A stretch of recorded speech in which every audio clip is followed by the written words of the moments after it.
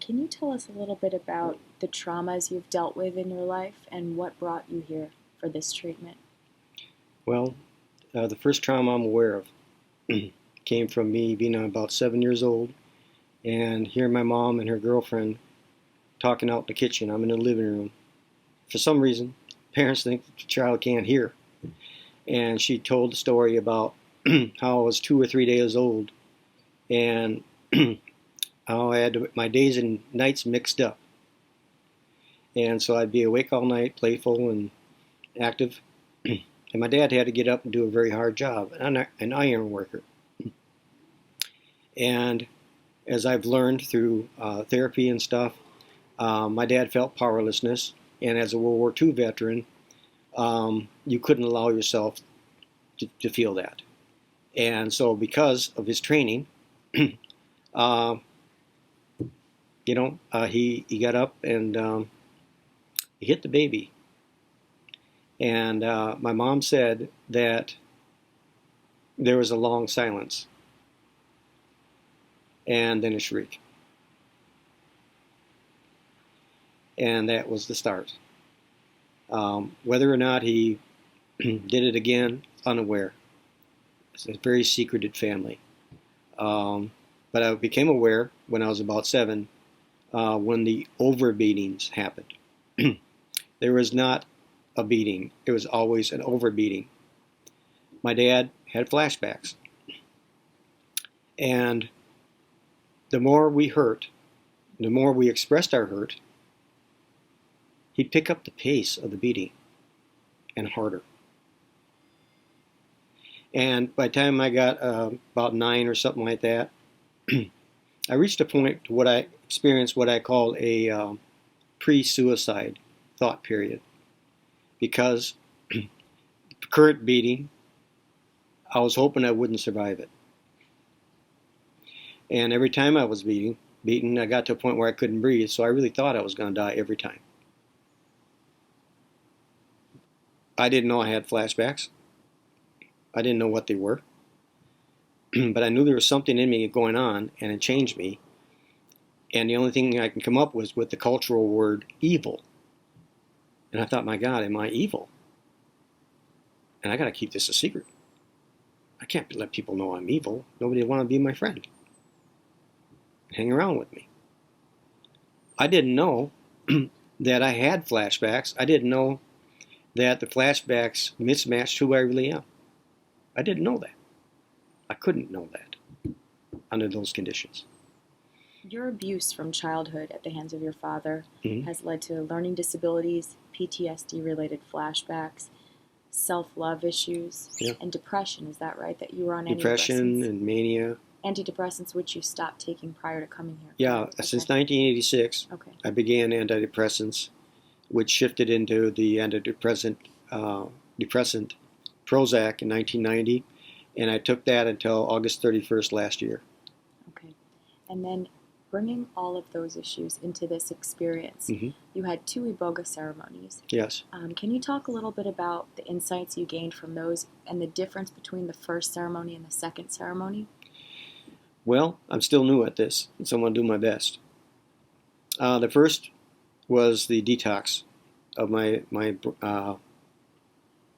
mind and my body, and then facing all the negative tapes, the negative thoughts that came because I took the Iboga, and then the second one was to go with what remains.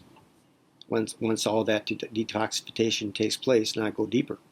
That's the way I experienced it. It went deeper, and that experience allowed me to talk to my soul in the form of being led to move my consciousness to my apartment and go into my apartment and find me in the bedroom, and my soul was there.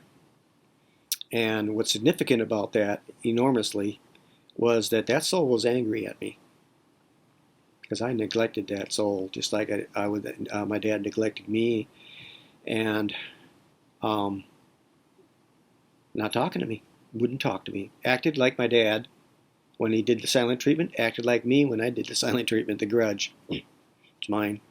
I'll go to the death on this. You want to test me? And that was amazing experience to have. I know what my soul's like. And so what was the most important thing that you received from this treatment, and what are you willing to take home and apply in your life? Well, what's most important for me is that the flashbacks I still do get are 1/3 the intensity. And the catastrophic level of it, about half. And I remember saying to my friend, even if I had 20% reduced, given the workload I need to do every day, everything way harder than the average person for all these years, I'd be relieved. I got more than that, way more than that. Basically, inside I feel stillness and confident. And I feel like I'm still don't have my full voice yet. Just that pressure there, that's to come. When is the last time you felt stillness and calmness and peace in yourself? Before this? Well, I was fortunate. I have ancient Japanese meditation I use, and that's how I do it. But this was a whole different level. How so? Because it's done. It's not like I have to do Iboga every day. I need to meditate every day. If you could describe this experience in 3 single words, what would those words be? Compassion, loyalty, camaraderie. You showed me that people can really be happy. I've been trained by just watching adults all my life. You're over serious and fakey, doing stage performances for each other. Whereas here, your staff here is being who they really are and joyful. And the best of a total child with the very best of an adult, all one at once. Just happy to help us, loyal there. You say you're going to be there, you're there. You're going to be there all night, you're going to be there all night. We need to be checked on every hour. We're checked on every hour, and we're not just looked at and treated like products. We're really talked to. We're really communioned with.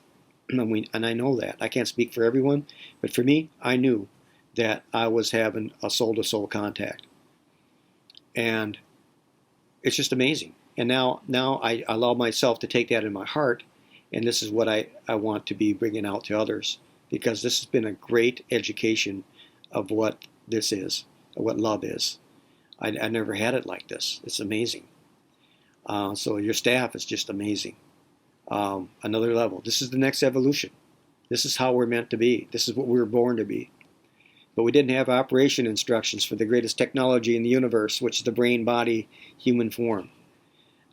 We just didn't have the operation instructions. So we got behind the wheel, and is it any wonder we're going to crash the darn thing?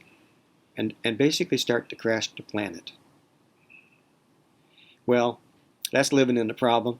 Here, at the Iboga Center, the Iboga plant spirit being ingested, and the guidance and all that, and all the principles we're learning here, that's living in the solution.